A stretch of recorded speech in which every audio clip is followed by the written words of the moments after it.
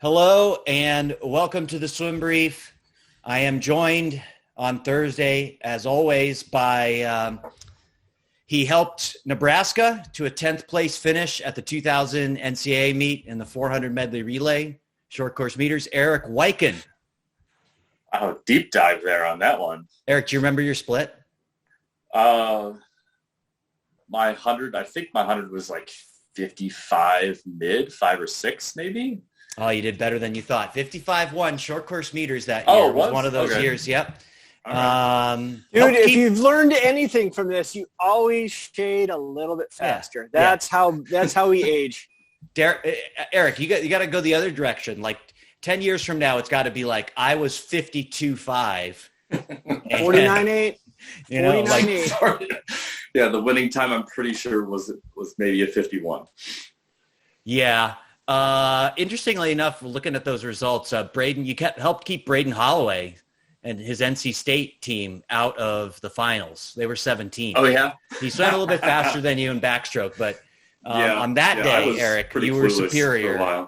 Your team was superior to I had Braden no Holloway's idea team. what I was doing. No idea what I was doing. The three biggest memories of that was watching Anthony Irvin win both of his events up from an outside lane and causing Roland Skuman to pout off the deck. And then watching our butterflyer, Adam Pine, so if any of you know, Australian fly, an amazing flyer. It was like 5 in the world, but 3rd in Australia at his prime.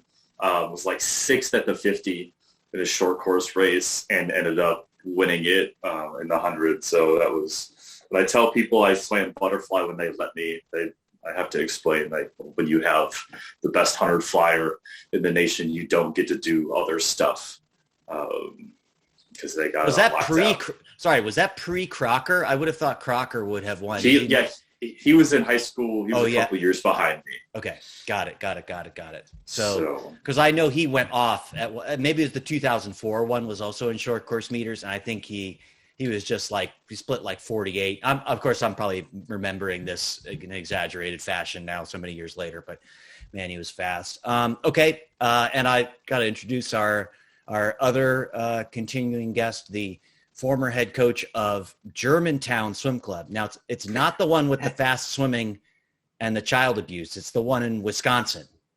Joel Rollins. No child abuse. I was at. As far as you know. No, I'm positive. Okay. I was actually at juniors one year and I had my Germantown shirt on, and so the head coach, his name was Dick Zaki. And he was also Dick. And so these, and like it was like 90 something. And so like I was 21 years old. I'd never heard of Germantown Academy. And I just thought I just swim in high school swimming only and started coaching clubs. Like, hey, is Dick coming? No, he's retiring. And so like there was a whole Dick Schulberg retiring like gossip going around. It's because the head coach that was at Germantown Swim Club was actually retiring. And I just didn't know Germantown Academy was a thing. Right. That's how in touch with swimming I am, and that's why these podcasts, me being on, it's like, well, this is a really, this is the bottom of the barrel. Well, so we're gonna get in touch right now with the pulse of swimming in the world. We're gonna talk about the ISL, the nascent pro swimming league, because they've had a string of bad PR, you could say, coming out of the organization. None more so, in my opinion, and probably the opinion of both you guys as well, unless you want to disagree with me, the announcement that Michael Andrew will not be participating in the coming ISL season. Now, he's an owner of a team, whatever the hell that means in the context of ISL. And it's a reminder to me that I really honestly have no idea. And I've never been able to talk to anybody who has any idea what is going on in the ISL in terms of, like, there are people who are coaches of teams. How much are they paid to be coaches of teams? How much are you paid to be a general manager? When do you get paid? Apparently there's some people, I'm hearing rumors that athletes didn't get paid for the second season.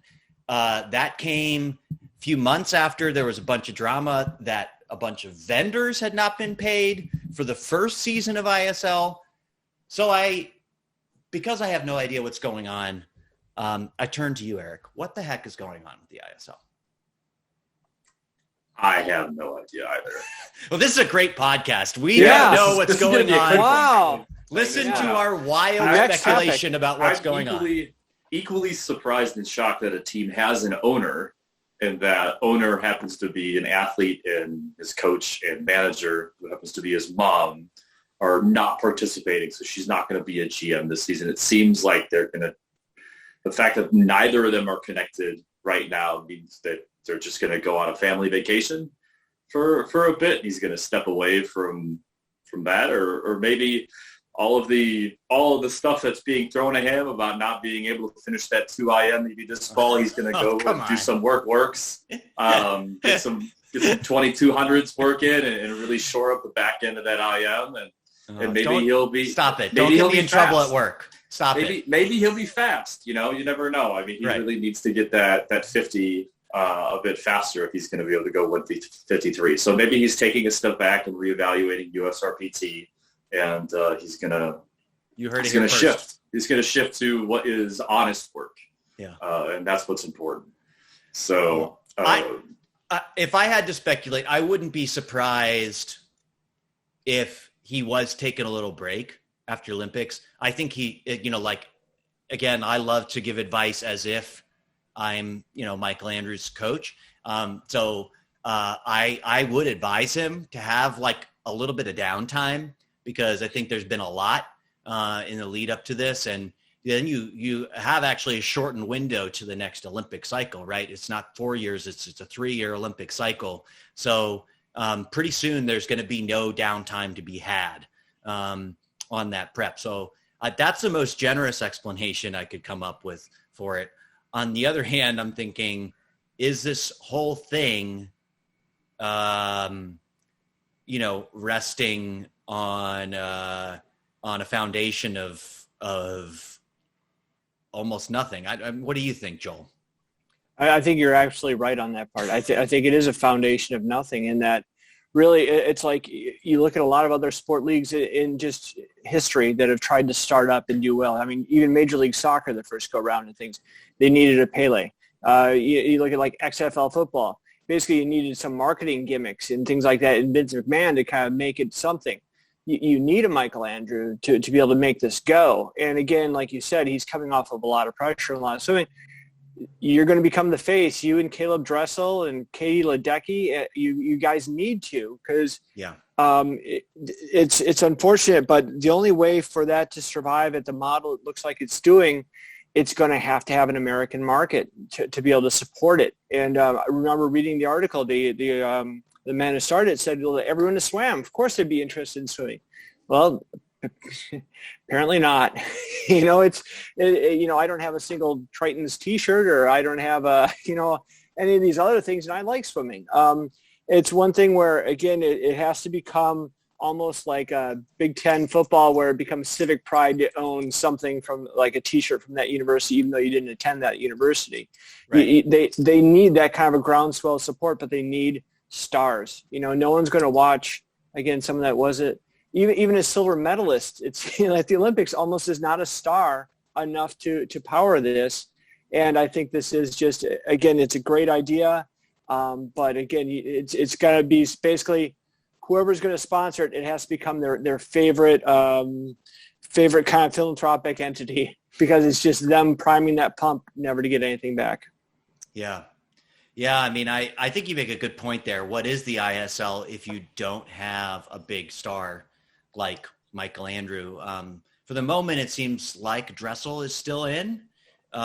So, certainly not all hope is lost there on the men's side. But I read about like how Ryan Lochte is like going down to Australia and he's swimming in some sort of like swim against the stars, where basically like you can pay to swim against former gold medalists and things like that. But again, it's like that would be a guy, again, where it's like, who cares how good they are at this point? You right. need names. You need something. You need something to be able to market it a little bit. Right. And that's all it is. Who cares who comes in sixth place? Might as well have a big name coming in sixth place, Yeah. Yeah. Yeah. Anything else to add, Erik, on that one? I guess I didn't invest a lot of time in looking at how this draft worked. but it didn't really seem to shift the landscape at all and provide any kind of parity. No. From what I could tell, DC Trident still isn't a strong team. The New York Breakers still aren't a strong team. Toronto is just kind of coming into it, as are the Frog Kings. We don't know what kind of shape some of these athletes are coming through and into this, because, you know, there are a lot of athletes that are coming in who are short course specialists, but we don't know what the investment is up front. Ryan Hoffer going high in the draft, and is he going to be able to throw things down? And then you've got some other names kind of finding their way into it. Chase Kalish is going to be active, maybe.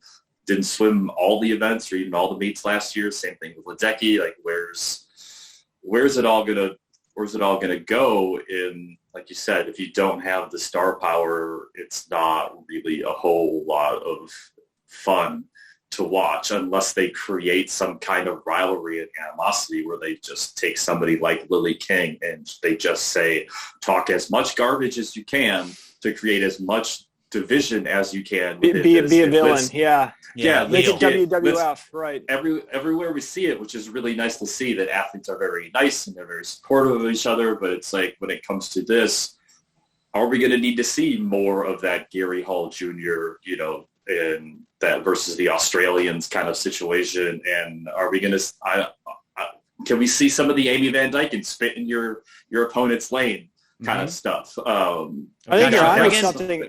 You think about the Rio Olympics. I mean, just that whole breaststroke deal. How many people are watching that? How many things got printed up? Again, I'm not saying that this would all of a sudden take off, but it obviously needs some sort of spark, because I think right now the concept of being drafted in the ISL is far greater than actually being drafted in the ISL. You know, it's like, hey, I got drafted. It's like just something you've heard about since you're little, and now you're like, now what do I do? I don't know. Maybe move to Budapest. I don't know. Yeah. Do I practice with my team? Like, no, I don't practice with my team. I'm probably going to meet my teammates like at the bubble whenever this happens, you know, for the first time. It would have to be like they start practicing together, kind of like they did back in the 90s with that the Olympic kind of select team. And now with multimedia, you know, just lots of YouTube kind of videos of, you know, basically making it like reality TV. Hey, this is our apartment. Hey, what happens when you get 7 different swimmers in one house? I do distance. I do sprint. You know, and then we're rooming together. We have different schedules. Yeah. The one thing I will add is I heard from a source I trust pretty well. One of the news stories coming out around the draft yesterday was that Noah Ponte had opted out of the ISL season. I believe he was drafted, and he had no intention of swimming in the ISL.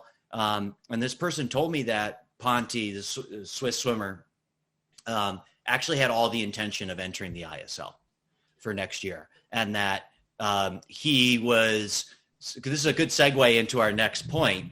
He, over time, decided that it would be much more valuable for him to finish his eligibility at NC State than to take money, which we've already discussed whether or not you're actually going to get paid the money from the ISL, which brings me to our next point, which is there's this suspension of NCAA rules around name, image, and likeness.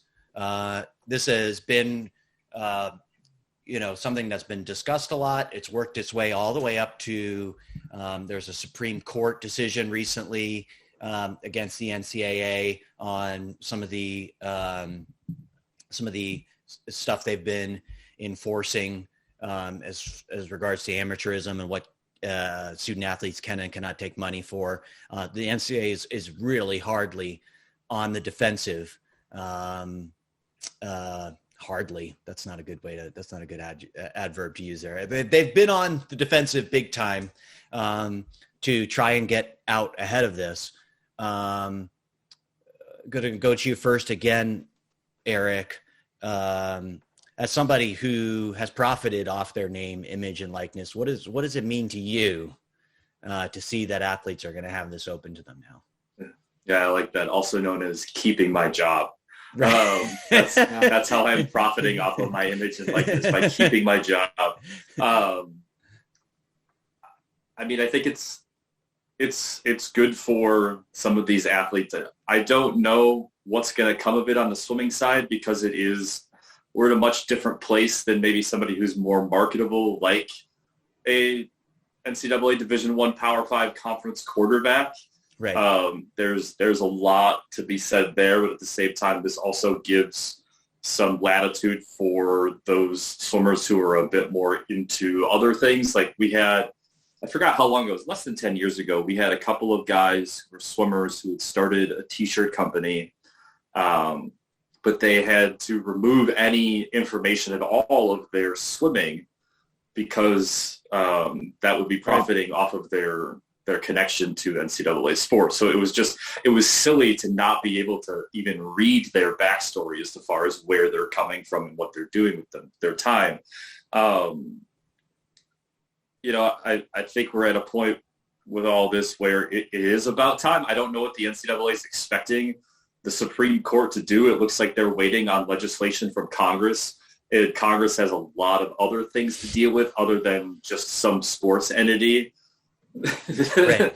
that's in to create laws for the United States. So just kind of like trying to pass the buck instead of dealing with their own mess.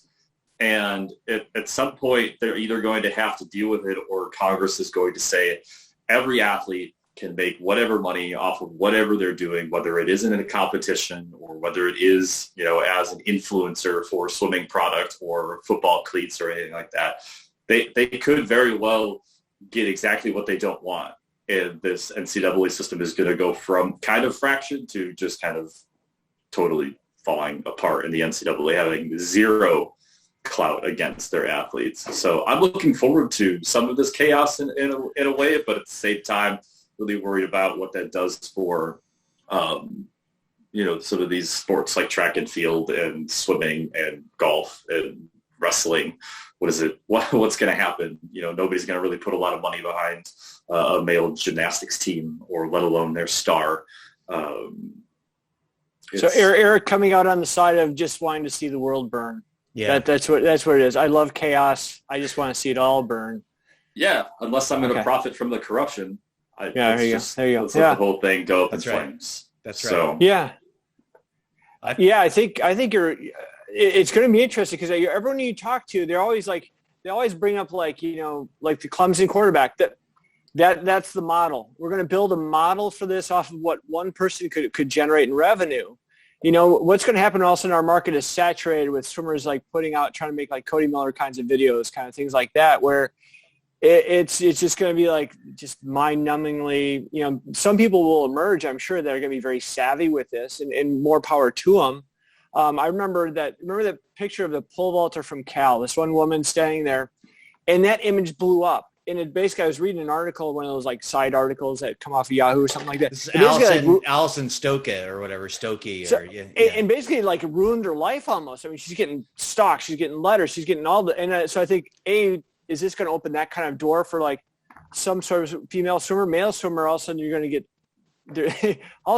get really in a hurry. You like at 12, you're deciding this is your life sport. At 14, You're deciding what school you want. And at 17, 18, you're dealing with stalkers. You're going to accelerate everything in a pretty big hurry.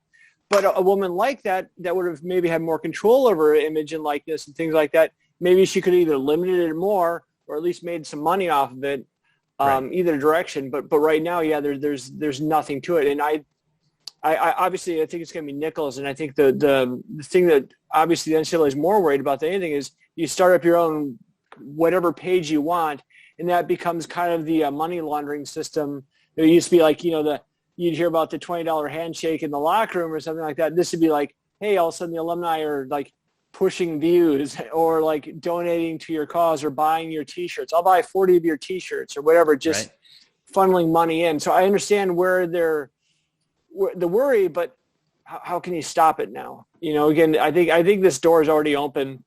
And right now they're just trying to slow the flood, but it's going to be wide open pretty soon. And like everything, it's going to be chaos for a while. And then hopefully something emerges from this where it settles down. But the big thing is I worry is again, like that poor pole vaulter. I mean, hopefully it doesn't ruin any kid's life in the meanwhile.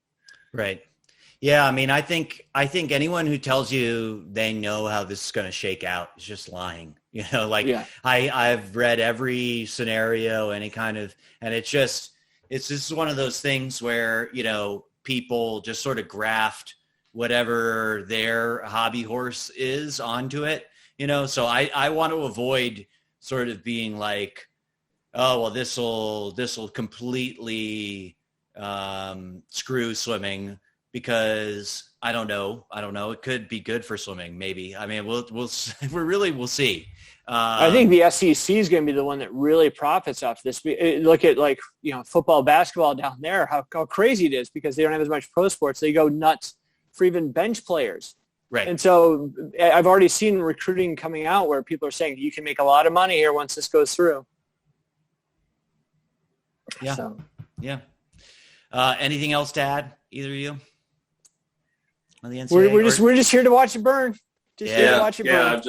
I'm just thinking about all those who are within the NCAA, thinking about how much less money they might make because of all of this. Because now the money that was going to them because of all this now can go directly to athletes, and that reach is maybe a little bit closer to those target markets. So by going directly to the athlete to reach who they're trying to advertise to, maybe the NCAA doesn't get as big of check as maybe. And maybe Nick Saban doesn't get as big of a check, and maybe. I mean, the NCAA basketball tournament is still going to be $1 billion contract, and the playoffs, if they expand, is going to become an even greater $1 billion contract. But outside of that, I think piggybacking off of that too, the idea. Remember, like Kawhi Leonard, when he came up to the podium, I think for Toronto, took the Gatorade bottle and put it down. He's like, "No, not my sponsor." The same thing here. What happens for a Speedo school, or a Nike school, whatever? And maybe a kid all of a sudden down the line does get a shoe contract or a shoe that they are branded with, that they prefer Adidas. Or I've always worn, obviously I can't think of any other suit companies than Speedo. What a wonderful company and a wonderful potential sponsor they would be. So I couldn't imagine a kid wearing a Speedo, but else than a Speedo. So, but what happens if? And also the school is, when I worked at a university, it was like, you wear Nike. This is what you do. The kids are on a podium, you wear Nike. You're on the bus, you wear Nike. Even if it's a completely inferior product to Speedo, which is a great company that makes a great product. Yeah, you see yes. The free stuff's in the mail, guys. Yeah. There we go. So that's all we really wanted to. So next topic then. We finally got our point across. Well done. Oh God, Joel, that was well executed. It was like just hitting finally. Thank goodness. At some point, kids like Jordan or something like that, the idea is that universities are making some of their money. The university department, especially Division III, aren't making enough money that they can all of a sudden have everyone doing their own thing. Yeah. So that's a long story short. And now my free stuff, just remember my address. Right. Here at the end, I pitched you guys on this idea. This is it's not an original idea, and we don't have all of the instruments to make it like the original idea. There's a concept on a now defunct sports website, Deadspin, called Remember Some Guys. And people would sit around with old sports cards. I don't know if you guys traded baseball cards when you were a kid. I had Eric and I traded a swimming. We made our own swimming cards. Okay. of just our heroes, just right. Eric and I, and we traded those back and forth. I had Sports Illustrated for kids, so I had some of those cards. You were like, I got my Roland Mathis rookie card. This thing's worth thousands of. I can't believe how much Matt Biondi's dropped in value. It was like $20, and now it's like one of those 75-cent ones, thanks to DeSantis freaking podcast. Right. Thanks, Jerk. Right, since the Balco thing. Look it up. Balco, Matt Biondi. Sorry, we're getting aside.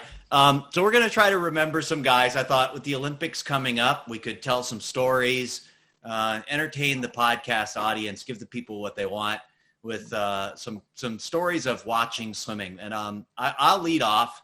The first Olympics that I remember watching, and I'm going to pull up the results here in the background as I talk, were the 1996 Atlanta Olympics. I was 13. I was just turning 13 that summer. And so, the previous one I'd been sort of 8, 9. I definitely was watching, but I don't really remember watching it or any of the details of watching it. Just to set the scene for you, I was, as I said, I was turning 13 years old. I think I was about 5'9" and 120 pounds with a size 13 shoe. So I was what are you now, 5'9", 140? Yeah, So since then I've bulked way up. Yeah.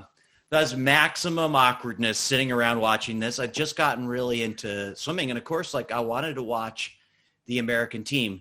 And what I remember about watching this Olympics more than anything was actually, and I'm struck by this looking back, how I was at that age where I took it really personally when my team lost. And there were a lot of events where America got their butt whooped at a home Olympics in 1996. So just for people to get a little bit of historical perspective. And the number one guy I remember when I want to remember some guys from the 1996 Olympics is Denis Pankratov. Okay. He's a Russian butterflyer. I had been raised in the waning days of the Cold War with Russia. I remember reading in Sports Illustrated for kids about how, Russia was basically harvesting children and forcing them into training camps to beat us at the Olympics. So I grew up with a natural idea that the Russians were horrible villains that must be defeated. So combo that with me taking things super personally, you can imagine I was very, very disappointed that U.S. did not get any medals in men's butterfly, and Denis Pankratov was dominating. And not only that, but this was one of the first Olympics where underwater kicking became very popular. Pankratov did a lot of underwater kicking, but he also did this sort of weird sculling thing with his hands out front. Remember that, yeah. When he did it. And he was just really, really dominant. Of course, Popov was at the meet, shutting up Gary Hall Jr. In the 50 and 100 free. That's what the ISL needs. They need Gary Hall and Popov to come back. That would be sweet. We need a Masters ISL. Yes. We need some more matchups. Lane 9.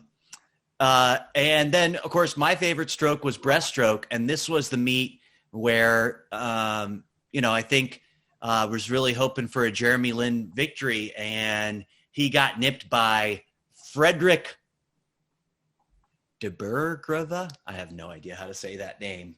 I think that's how they pronounced it way back when. Back when a 00 in the 100 breaststroke was just kind of mind-blowing. He won 00.65. So that's my big memory of the 1996 Olympics. Some guys, Pankratov, de Burgrava. Look back at the results of this and realize, U.S. we didn't win the 50, 100, 200, 400, or 1500 free. We didn't win any of those races. We won backstrokes and the 400 medley and then the relays. Okay.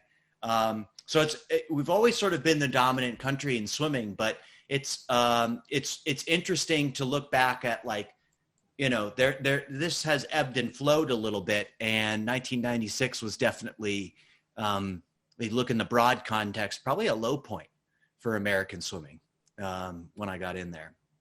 All right. I'm gonna keep Erik as the hammer. Joel, remember some guys. I just have a couple. I just remember in the 2000 at trials, so not so much the Olympics, but getting there, the 400 IM. I don't know if you guys remember, I think it was Tom Dolan and Eric Bent racing. And those guys are just going at it. It was so cool to have such dominant IMers that they were just the two, and they're pulling away, and they're swimming. And Bent was just, it looked like he was just like a runt. I don't know how tall he is, but compared to Dolan, it was just so tall. And it was in the breaststroke, all of a sudden they're going, and then Bent starts looking over to his left, and all the kids that I'm with are like, you told me all the time, don't look in the lanes that you're telling every 4-year-old, 5-year-old, 6-year-olds, don't look around, just keep your head forward. And the dude did that, and all of a sudden he just starts surging, and then he starts taking the lead. And it was one of those things where it was so cool to see where all of a sudden it was like screw technique, screw everything you've been told. I'm looking for someone to race. And it was just one of those cool moments where you just start to see the athleticism come in. So it's like, I think so many times as coaches, we kind of like, we beat that out of them, when they're like 8 years old, 5 seconds apart, don't race the warm up. Got to, setting all these rules. And all of a sudden this guy's like, took a hammer. He's like, just screw these. I'm just going. It's like, I want to see where I'm racing. I'm going to go after the guy. And it was really, it's a cool moment. It was like one of those, again, where all of a sudden everyone in the building just got kind of juiced up. And every coach is kind of like going, I don't know how I'm going to explain this to the kids, but that's freaking so awesome. and the dude takes off and wins. And I thought that was just a really cool, it wasn't an Olympic moment, but it was getting to Olympics. I thought the Olympic trials in 2000 was pretty exciting with that kind of star power. These people doing in so many different events, which is a little odd. Now you look at, this team where so many young people where they get, there's a lot more single event qualifiers. Yeah. So I thought that was pretty spectacular, again, where people are going to be like, how many events is this guy going to be able to swim? The other thing, this isn't my story. I remember I was talking with Chris Martin once, and I was just like, what are some of the cool stories he has? He's been around doing so many different things. And so the one Olympic thing he was telling me was with Pablo Morales when he missed the Olympics. And then he's like staying on and training, and Martin's on staff, and he's just like, he like said a lot of the guys kind of felt sorry. He's like, geez, what is this old man? Back then, old man, was he probably like, maybe 26, I don't know. Right. Old man doing, still swimming. This is just, there's like, and so they're up in the stands with all the team. And that was the year that Morales was in the outside lane. And there's an old guy sitting in front of them, and he's just holding this picture up the whole time. And like, who the hell is this guy? Just kind of standing there holding the picture. And the team realized they're sitting behind Pablo Morales' father. And he said, like, so during the swim, you're just like, just hope something goes well, because everyone liked Pablo so much. He's such a nice guy. And all of a sudden he starts pulling ahead. Right. And the kids are just like, what? And the guy is just sitting there with the picture, just like pumping the picture of his deceased mother's picture, like, man. my son. And like people are going, oh my God, he's doing it. And he's from the outside lane. And the way Chris is describing this, he's coming to tears just describing a moment from 20 some years ago, however many years ago that was. And he's like, he said that was the greatest moment. It had nothing to do with any of the athletes I was at. He's just being in the stands and the emotion from the team because they loved him so much, and being by his father. He's like, every kid is just bawling their heads off, just going crazy for that swim. He's like far and away the coolest thing I've ever seen in swimming. This is great. Those are some great guys to remember. Pablo Morales, Eric Vent, perfect guy to remember. I mean, Eric Vent becomes like the dude out of the ABA where you don't even have video of. You just hear stories. The dude did 10 1000s on 10 minutes. Right. Dude, like you just hear all these like training stories, like there's before YouTube and stuff like that. So he's not sitting there like doing a selfie every I mean, I don't even want to see how many thousands 10 1000. I don't even want to see 10 selfies of anyone. And here would be the dude like just 10 1000s 10 minutes. Just go. Yeah. I think he's going to be like, I think when I'm 65, he'll be the guy that I talk about that no one will have ever heard of. I mean, it's like, he's so good and at so many events and has receded into so much anonymity since then, to the extent that, like a lot of people in swimming have no idea who he was, but he was basically my hero growing up. I was in Massachusetts. So I saw him at a lot of meets. East side dude. Yeah. I saw him in the swim down pool once, literally told him he was my hero. And he looked at me like, kind of like, okay, dude, like what, what's up with you? I mean, what a guy. Okay, Eric, here you go. Bring the hammer. Remember some guys. God. Bring the hammer. Bring the hammer. Not Sun Yang's hammer. Not Sun Yang's hammer. Two of the best remembered stories. Like, how do I follow up? How do I follow Pablo and his dad? Yeah. Like, really didn't think this hammer through. Well, let's see how it goes. We're counting on you. I have two specific instances that come to mind when it comes to watching the Olympics, and one of them is from 2008, and Joel will understand maybe and appreciate this reference. It's 2008. It was the first night of finals, and as we know, it's the 400 free relay. And I was done with a shift. I had a part-time job while I was coaching, and happened to be in Comet on the east side of Milwaukee which I know Joel has probably seen or passed or whatever it is. It's just they've got all-you-can-eat bacon night on Sunday nights. All-you-could-eat bacon with a $2.50 bar purchase, and PBR was $2.50 on Sundays. So, so there we are. Wisconsin guys. Oh my God. So there we are. Pour one out for Comet. They are no longer a bar. I can't believe that. Oh my God, it's unbelievable. It used to it was where hipsterism began. Like you couldn't go in there with anything that was remotely related to anything corporate. If I work out hard enough, I actually start to sweat out bacon from 2008, much like, those dudes from the hippie days when they also have those LSD flashbacks because they burn into that fat. Yeah. I burn into the bacon fat layer every now and then when I work out really hard. Yeah. Okay. So I convinced the bartender to put finals on the one TV that was in there, and typically they only show C and D rate horror movies on this TV all the time. It was able to get finals, and I'm there with my coworkers, and I'm the only one watching the race. And as it comes down to the finish, we all know history. And I went from sitting in the booth to standing and yelling with my arms in the air, and don't even remember any of that transition. I just remember sitting there, eating my bacon, drinking my PBR, and the next thing I know, I'm standing and yelling in the middle of Comet Bar watching swimming on a Sunday night on the east side of Milwaukee. Such a strange little series of events there. And then I don't have as much a depth of remembrance of the 1996 Olympics, but I'm going to steal a little bit of yours. I was very fortunate to have a grandmother lump together 2 birthdays and 1 Christmas and wrap it around a trip to Atlanta for the 1996 Olympics. Wow. So here I am. I was barely 15, so at that point I couldn't even help drive. So I had to be a passenger in a car from Milwaukee, Wisconsin to Atlanta, Georgia. Just kind of working our way 2 days of driving and get there, and happened to catch the dream team, happened to be at the night of the infamous vault. For those of you who remember gymnastics at all, we were actually there. Oh, the Carrie Strug vault. Yeah, the Carrie Strug vault. We happened to catch that. But the one of the nights we were able to get to swimming, actually one night I think we had 2 prelim sessions, happened to be at night in finals.